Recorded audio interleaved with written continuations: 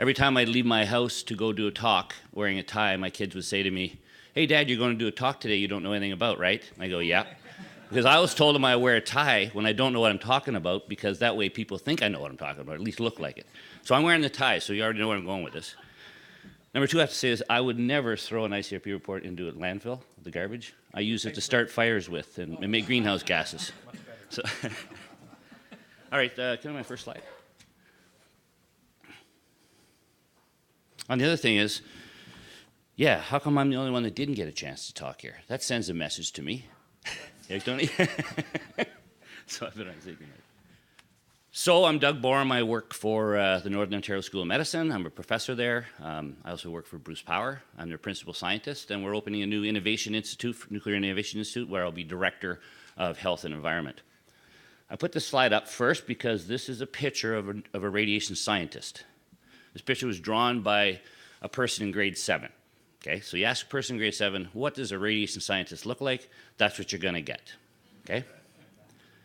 So I'm not saying this is what regulators think of us or what other people think, but I think it's a good analogy here on what innocent children in grade 7 would actually think a nuclear scientist is.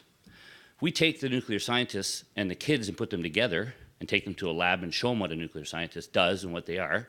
You get a different picture when you ask them, now draw me a picture of a nuclear scientist.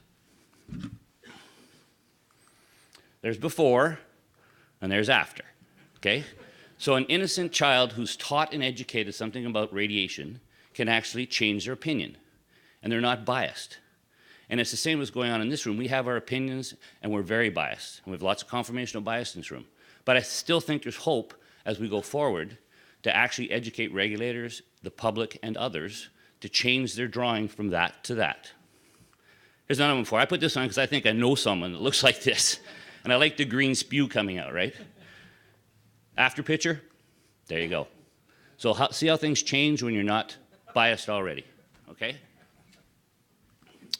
So I'll start here. Would you willingly take a child and expose them to radiation if they weren't sick?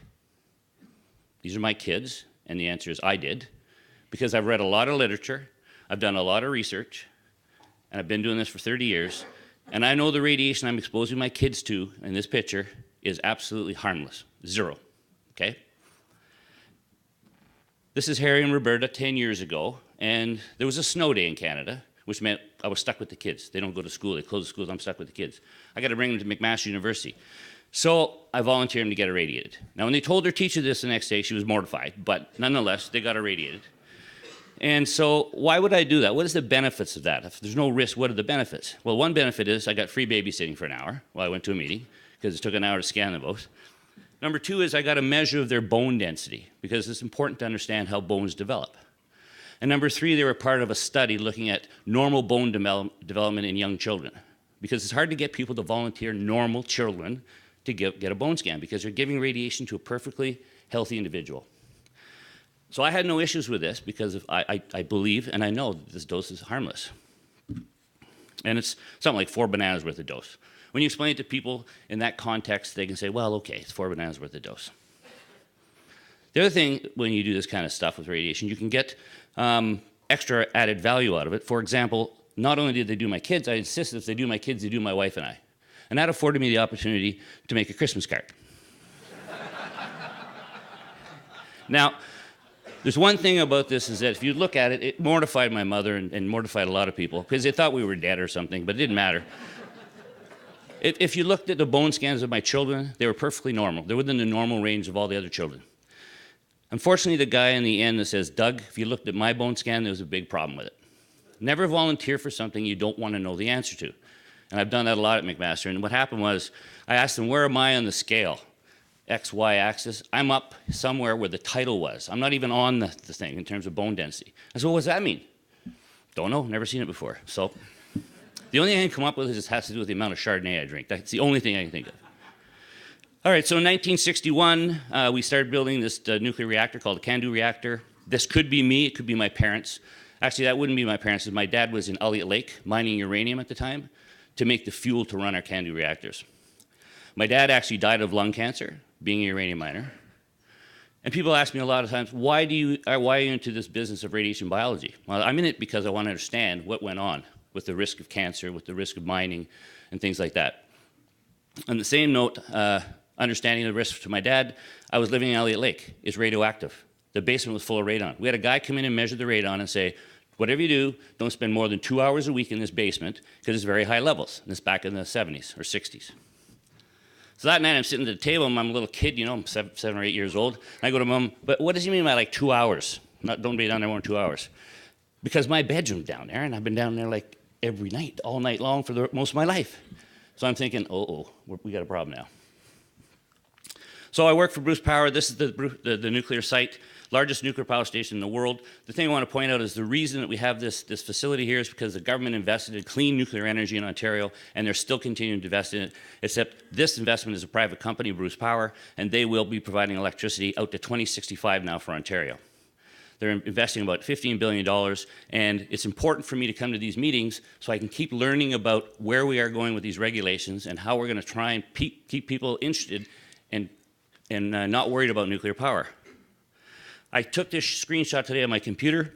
It was today at 11:45, and you look at the power in Ontario right now, it's 65% nuclear, and the other 30% is roughly hydro. There's zero emissions coming out right now virtually in Ontario for power. Today, we're speaking. So we're making clean electricity and lots of it. Of that blue circle there you see from blue, that's all nuclear, half of that is Bruce Power alone. 30% of all of Ontario's electricity, 12 million people. So that's quite amazing we've gone from several, 10 smog days a year in Toronto to none. We have clean air now, which means health and prosperity. All right, one more minute. Nice little car. It says, I'm electric. It also says on the front, I'm emission-free. This car was donated to the medical school when Bruce Power made a commitment to spend $6 million cash on low-dose radiation research in this facility. And so we're doing a number of work. You'll see on this car, there's a thing called Snow Lab in the back wheel. That's where we're doing the research, where we're going to use a technique that's not been used before, where we're going to take away all the radiation. So this adverse outcome pathway, which I don't think works for low-dose radiation because you're looking for something adverse in the first place. If it's not adverse, how can you look for it? But I will reverse that and say, I am going to look for the adverse outcome pathway when I take away radiation. And I'm going to expect to see some things go wrong. And so that's what we're going to plan in the Snow Lab. All right, I'll just end on this slide. This is my daughter, Lindsay, and the 2 grandkids. Lindsay's a nuclear engineer, Bruce Power. Her husband is a nuclear engineer, Bruce Power. Bruce Power will be going for another at least 65 years. That means Lillian on the left will be a nuclear engineer, and Simon on the right will be a radiation biologist. And we're going to keep people with clean electricity. Thanks. Thanks very much. I think 1 or 2 panel members wanted to say one sentence before we get to the questions, but you can start lining up, so don't be shy. So go ahead, Mohan, you say something briefly? One sentence.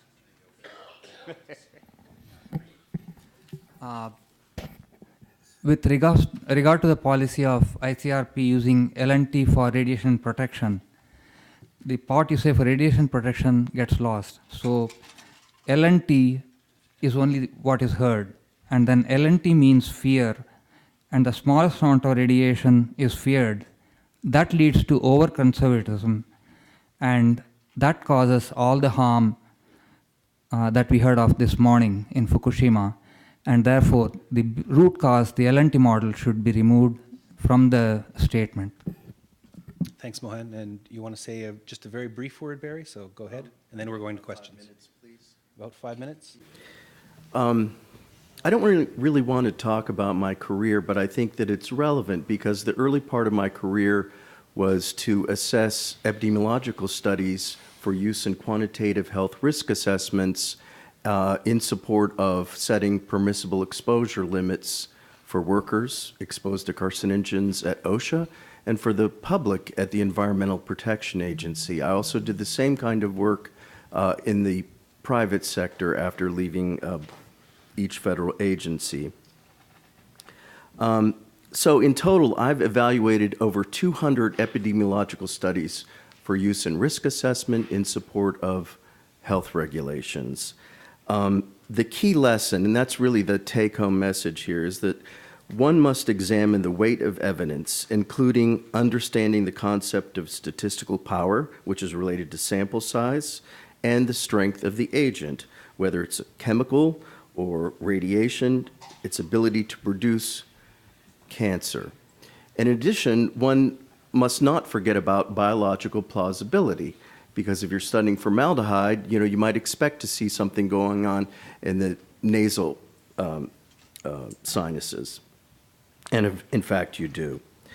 So the strength of the evidence can be supported by multiple studies of the same cohort, which you see in Mayak and Techa River. These add to the strength of the evidence. Or you could have multiple studies of different cohorts. Also, in terms of peer review, with respect to the Russian Health Studies program, the level of external scientific review is unprecedented. Is Nolan Hertel here? Stand up, Nolan. He's president of the Health Physics Society, and Nolan is the U.S. co-chair of the Scientific Review Group. Is Roy Shore here? Stand up, please, Roy. Roy is a radiation epidemiologist with many, many years of experience. He is also one of the 6 members, U.S. members, on the Scientific Review Group. So, like I say, the level of peer review, the level of external peer review is unprecedented in terms of Department of Energy programs.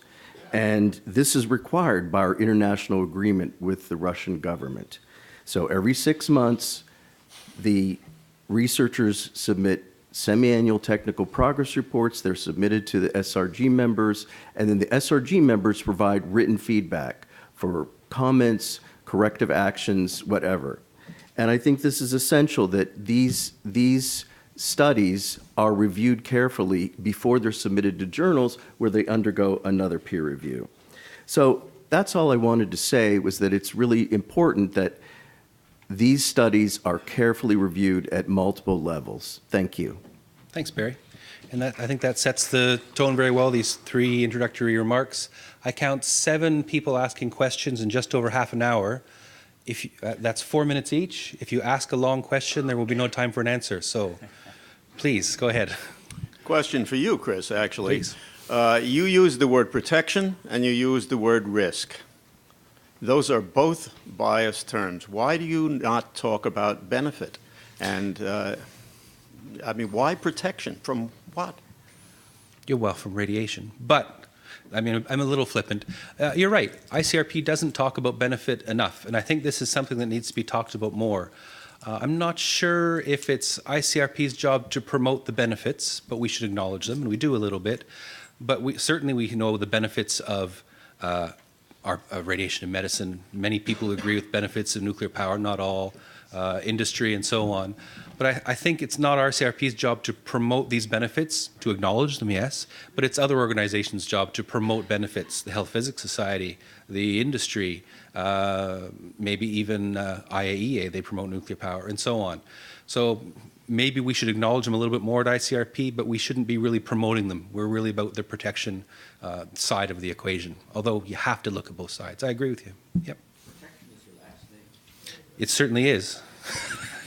I'm Mark Miller. I've been in applied radiation protection for the last 42 years, but I've come to the conclusion that we've been wrapped around the axle with LNT unnecessarily. It's really a stumbling block that contributes nothing to it. The stuff that we've discussed today, the last couple of days about research, is intensely interesting, but it has nothing to do with what we're talking about right now. What does it take to update the regulations? What do we need to know about doing that? And I think, number one, we just need to drop the word LNT from our discussion, because simply it adds nothing to it, and it induces radiophobia. Likewise, we should drop ALARA from our vocabulary and say optimization, because it's actually the same thing. We're using the precautionary principle, the precautionary approach, but not the principle. The minute we say ALARA, bam, we're locked behind a principle, and it scares the heck out of people, and we're back to radiophobia again. So idea of promoting the benefits of nuclear power and nuclear energy are best achieved by getting rid of those two words. Thank you. I'll make a brief comment, and people on the panel can if they wish. I fully agree, at least with going for optimization of protection. It's what we've tried to promote for decades. In much of the world, optimization of protection is what's talked about, but in the US and the UK, it's not. I mean, ALARA is used as a shorthand, which is okay in the professional field. We're talking in shorthand, quick language, but when you want to get to the point, it's optimization and not as low as anything. It's optimization. Does anyone else want to make a, go ahead. Thank you. Just a quick comment. In relation to U.S. environmental laws, policies, and regulations, there are none, environmental laws, regulations, and policies that are based solely on the precautionary principle. There are some that are cautionary, but most are not. Most are reactionary. Any more comments from the panel?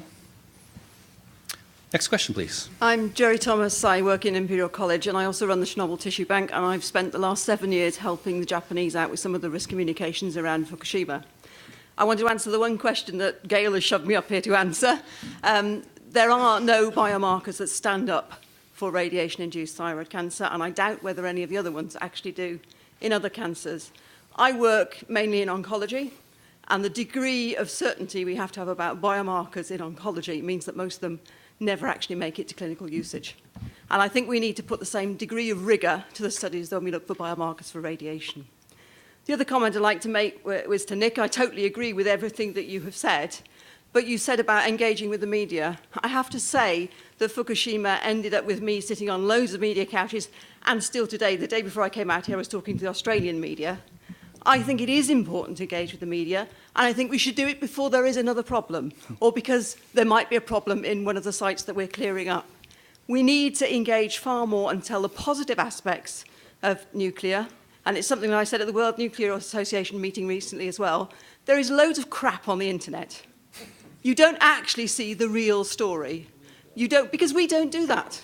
Most of us sit in our silos and don't communicate well. If we can't do it, we need to support others that can. For example, people like Michael Schellenberger. I would never have spoken to green groups before Fukushima. I've spent most of the last 7 years actually speaking to people who I would normally go, no, they're weird, I'm not going to speak to them. When you actually engage with people, you find out they're human, and most of them are very bright. So I would encourage people to engage, and I'd encourage you to engage with youngsters as well. Every year I give our nuclear engineers a talk, because once one of them said to me, I can't say what I do at dinner parties because people get at me. And I said, well, why is that? Oh, because it's so dangerous. So now I give them my slides, I give them all the references they need so that they can go and have conversations.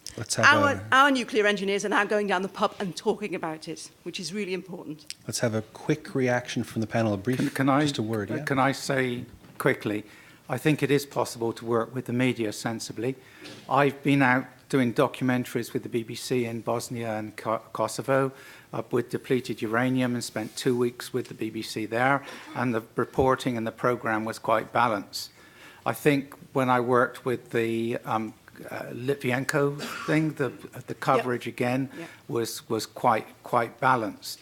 I think that you can fall into traps, okay?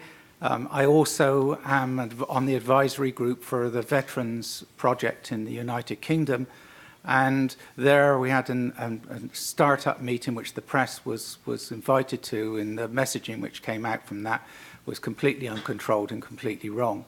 So there are pitfalls with it, but just because there are dangers associated with working with the media, it doesn't mean that you should avoid working with the media. I think we have to work and interact with the media. Let's just get a bit better doing it than we've done it in the past. Yeah, I'd absolutely agree with you. And the BBC reporters spoke to us in the green rooms when Fukushima was at its worst, saying, where were you? Why was nobody coming forward to talk to us? We've had X number of years after Chernobyl, and we've not known where to find you. So I think actually making yourself available, and it does take a lot lot of your time, is really important. It does, and I got fed up with it, to be honest. I go through phases, I can tell you. Let's have a very quick reaction from the two gentlemen to my left. So go ahead.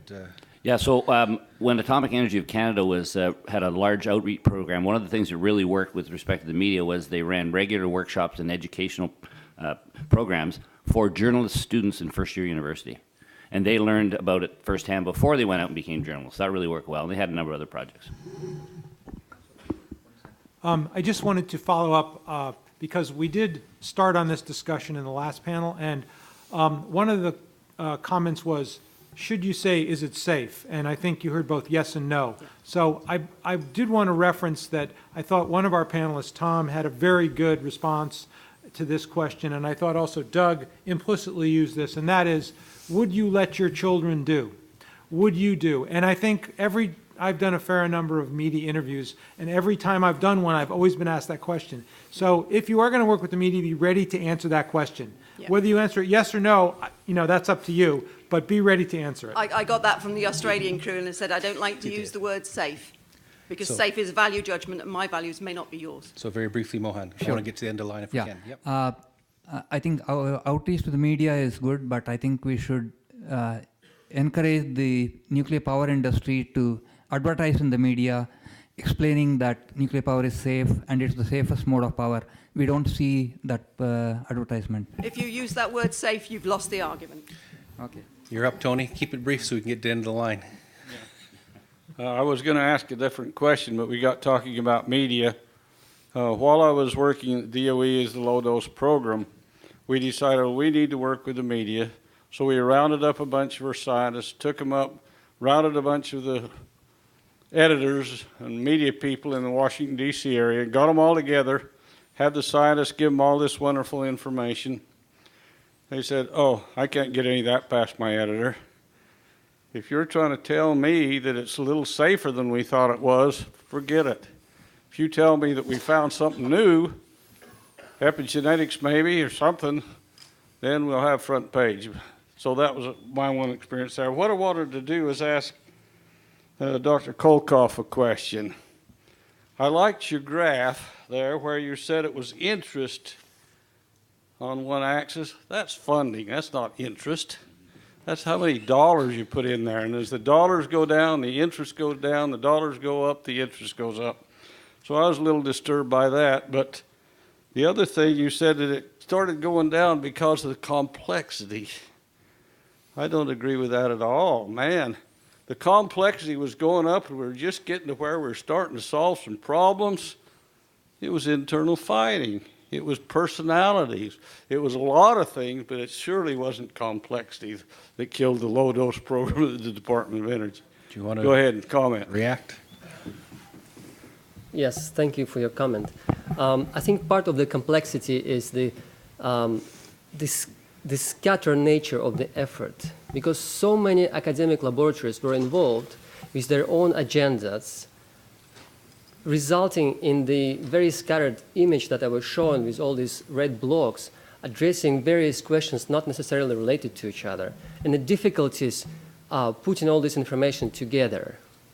So that's part of the complexity issue. Now, with respect to funding, I guess you're right, in a way they're related.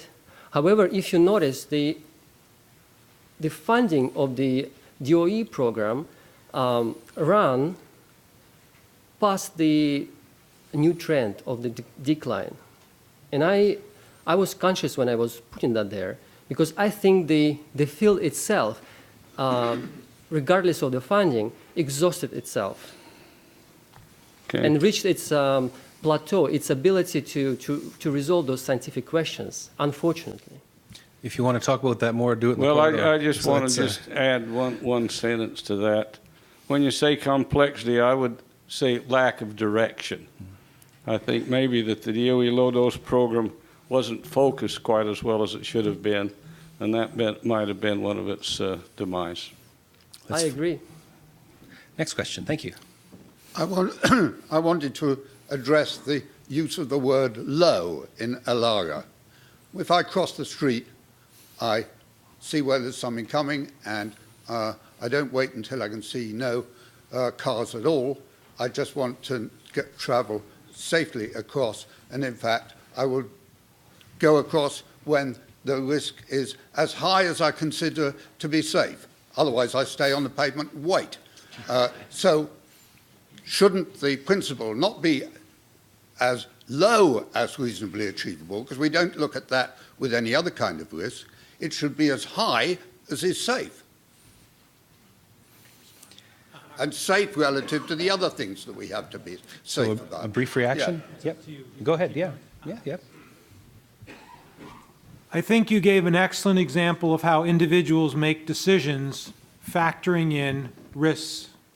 Regulators and communities need to think about populations, and I think when you are working at the population level, you might have to really address this differently, because you might really have to start at the low point rather than the high point. So while I think your example was interesting, for a community-based, population-based level, I think the concept of starting with the low and then moving up is probably preferable than starting with the high and moving down. If you want to have discussions further, it'll be after, because we have to get, I want to try and get to the end of the line. I can't promise, but let's try. So go for it, go for it. Back in 1934, we had the ICRP standard.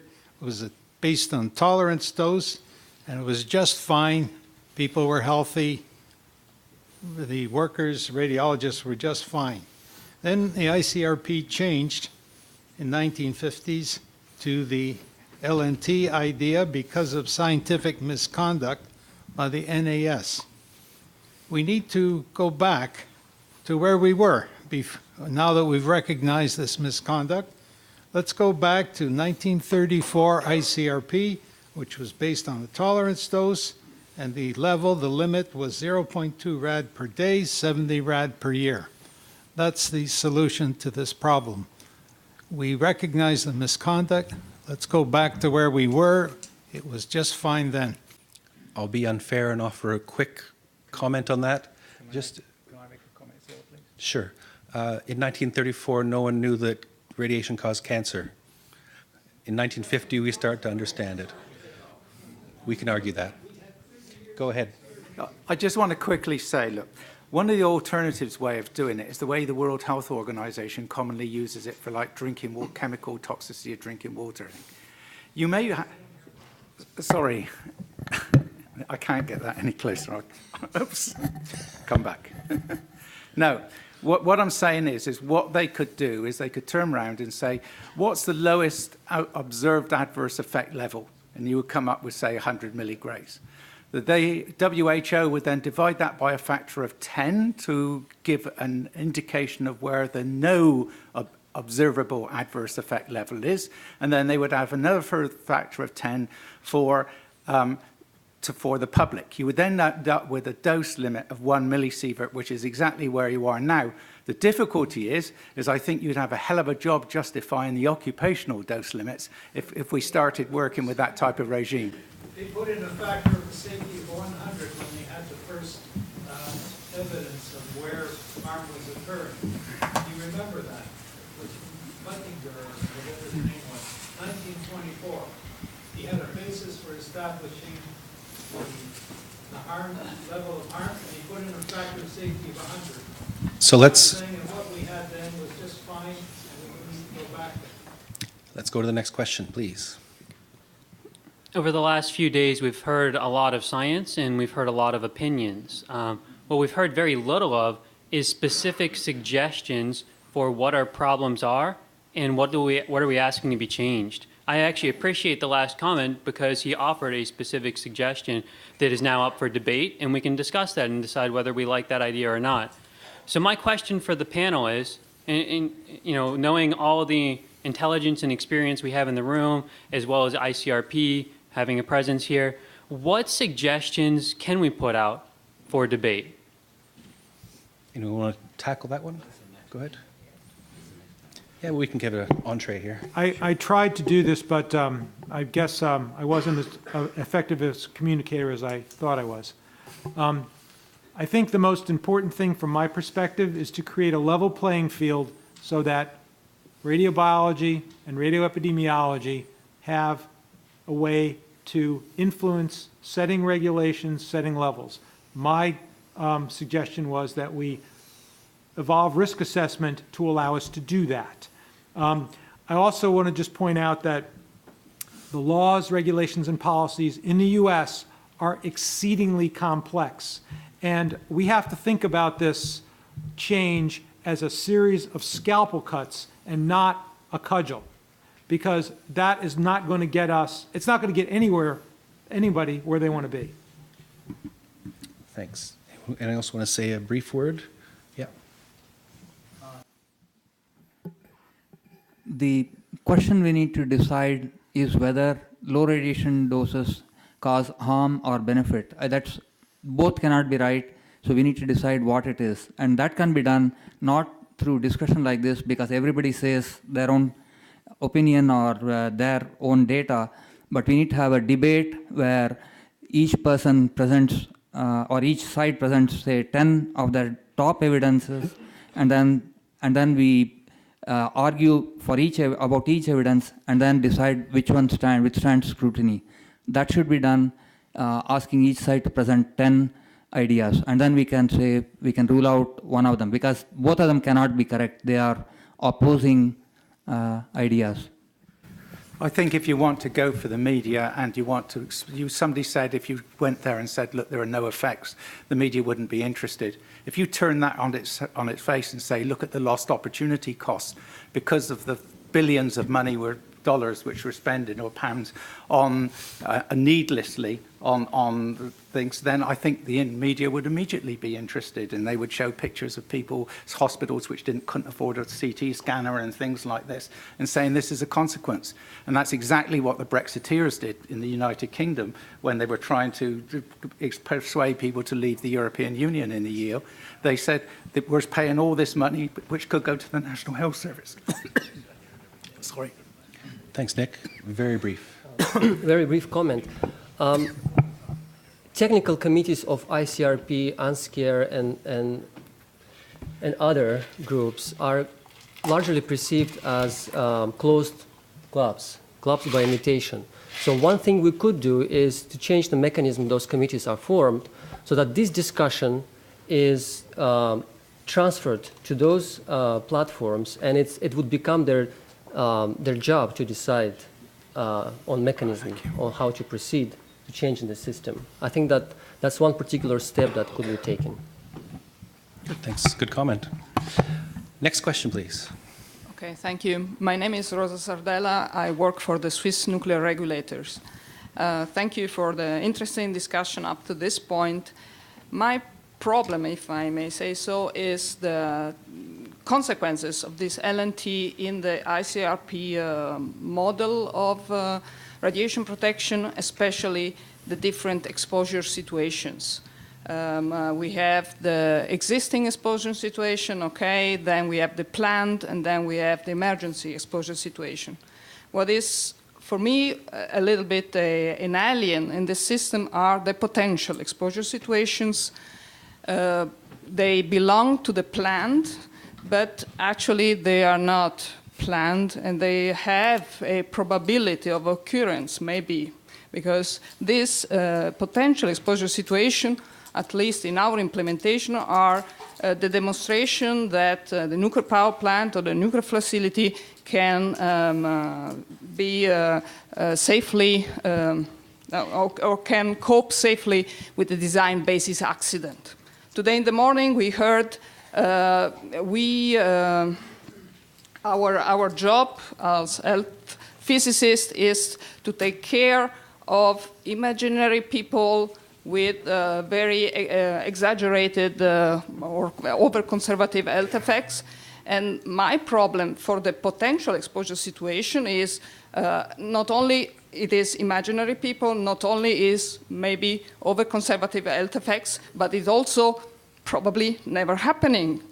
And I wanted to ask you whether the ICRP is thinking about making some changes in this system of exposure situation and tackling the potential, the design basis accident in a different way.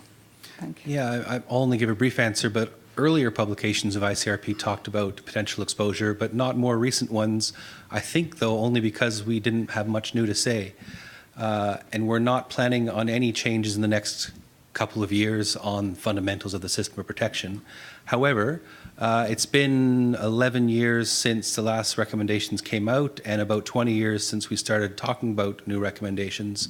So at least internally, a little bit externally, we're talking about what might need to be addressed for the next recommendations that might come, I don't know, 10 plus years from now. So this is a good time to bring up interesting new ways to do protection, and it'll feed into the work on the system of protection in the coming years. Who knows what will happen? Thanks. Go ahead, Cindy. Thanks very much. I just wanted to address the comments on ALARA and optimization. For those of you that were here on Monday, I discussed at length how NRC had gone to a number of different rulemakings to try to change the regulations. One thing that maybe some of you are not aware is that we're one of the few federal agencies probably in the world that has a cost-benefit requirement. We must show that there is a benefit to the change that we're proposing to the regulations, and unfortunately, with the last two sets of regulations and the timing of the last change to Part 20, which is the 1990, we couldn't adopt at the time because of the timing of the comments and being out for 4 years for proposed rulemaking, the idea of optimization. It was proposed again from the 2009 to 2016 timeframe, and again, the Commission made a decision, which is in their right to do so, that there was not enough sufficient support in the United States from its licensees or the public to go forward with that rulemaking. That being said, I also offered that there are chances for licensees to request to use optimization instead of ALARA, and also there's opportunities for people to petition the Commission to make a change if there is a cost-benefit analysis. And many licensees have chosen to take that opportunity to make that change and to propose it, and in many cases has been able to be accommodated and approved. So that are options. When you're looking at the conference summary on what you can do next, I think back to the young gentleman that adds the question, what can you do? Maybe that's something that you could look at as a group and see how it could be teed up for the regulators to look at and to make a compelling basis why time is ripe for a change in the regulation. Thank you. Thanks, Cindy. Maybe that opens up some creative thinking for some licensees out there. Of course not. You're just informing. We understand. Very quickly, I want to offer a comment with regard to the role of the media. In doing that, I'm going to ask, is there anybody here who is associated with the industry-specific media? I saw they could hold up their hand. Are there any individuals here associated with the general media? Well, we have one individual, I see. I was involved with organizing the Wingspread Conference, which was held decades ago, and we emphasized that we needed to really get involved with communication, and we had to involve the media. We took extraordinary efforts to get people from the media there, and I had some particular connections with a major network, and the individual seated next to me was a major commentator for one of those networks. I saw as the meeting proceeded that he was getting increasingly agitated. And finally, I leaned over and I said, "Would you like to speak?" And he said, "I sure as hell would." And so I said, "Go ahead." And he said, "You folks are all wet. You don't know the role of the media. We're not supposed to educate the public. That's not our job. Our job is to put material out there, and the more controversial it is, the more attention it gets. So don't count on the media to help educate the public." The question that keeps kind of coming up, and I frame it as how low is low enough?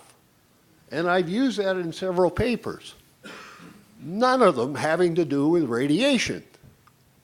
There's a much bigger community out there that I wish we were talking in part about, because that involves other toxic, other hazardous materials. So your question?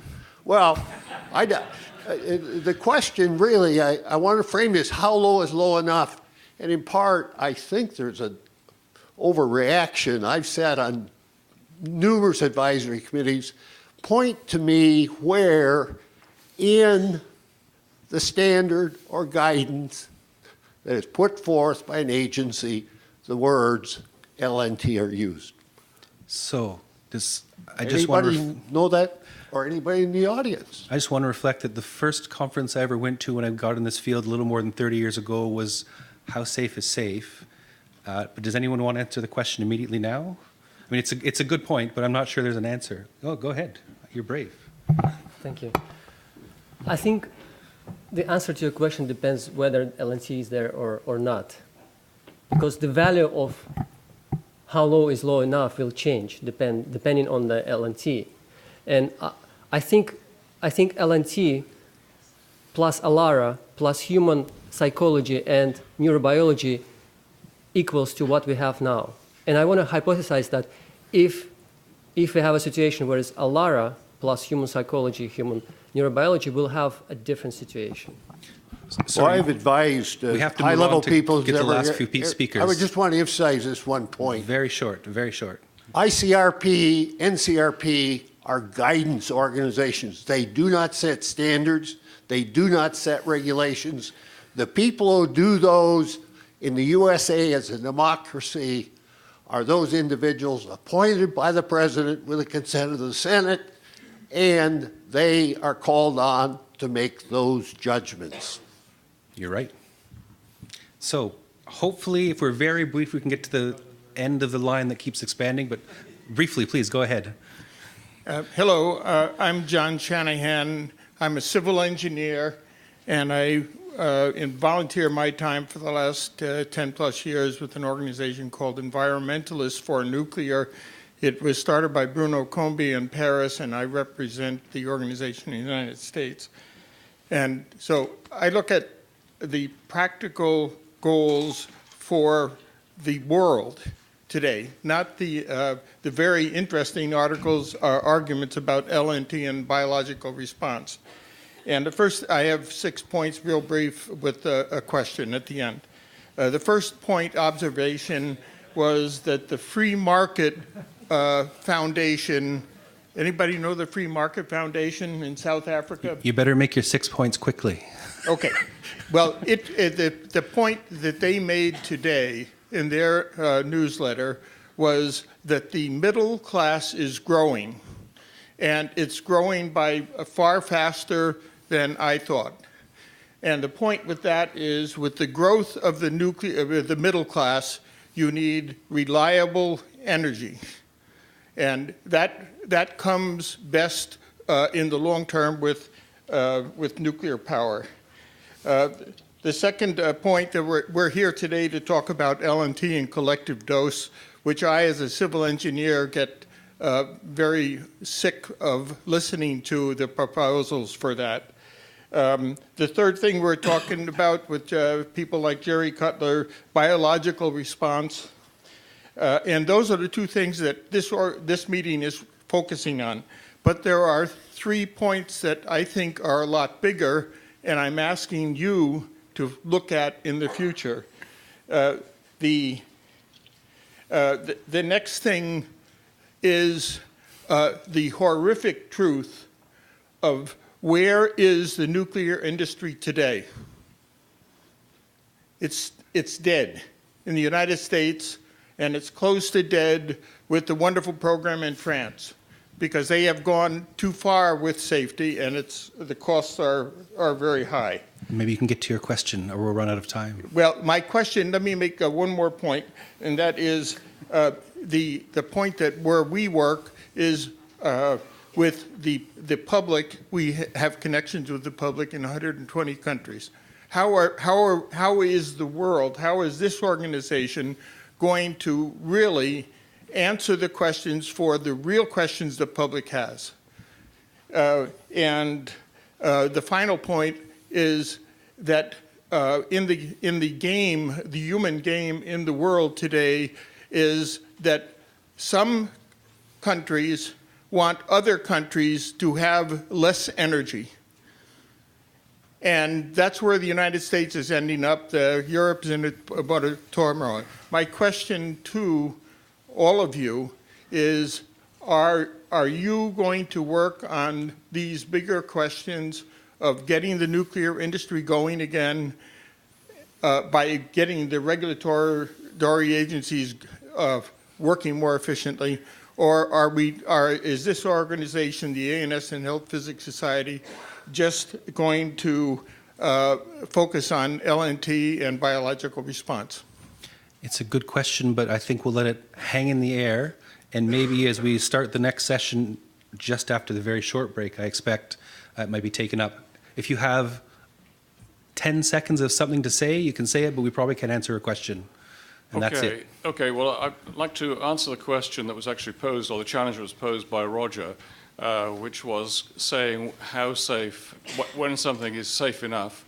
You can answer that question entirely and completely and objectively using the judgment or J value, and it also provides a level playing field across all human activities, all industries, including healthcare. It's done. Building on that, I have a question for you, Christopher, which is you've spoken about optimization and saying it's a poor relation of the ICRP's guidance, or it's not being picked up enough. So the question is, how are you going to encourage that take-up? I can't answer that in 10 seconds, so I won't. But just to say, almost every country in the world picks it up except for about 2. And I invite you to come to the next session and raise your question then, because we have to stop. We're already past time. When are we returning from break? Let's go for 3:45. So, Give us a 15-minute break. So 3:45, the next panel will begin, and those who want to ask questions may want to arrive earlier at the microphone. Thank you. Thanks, Chris.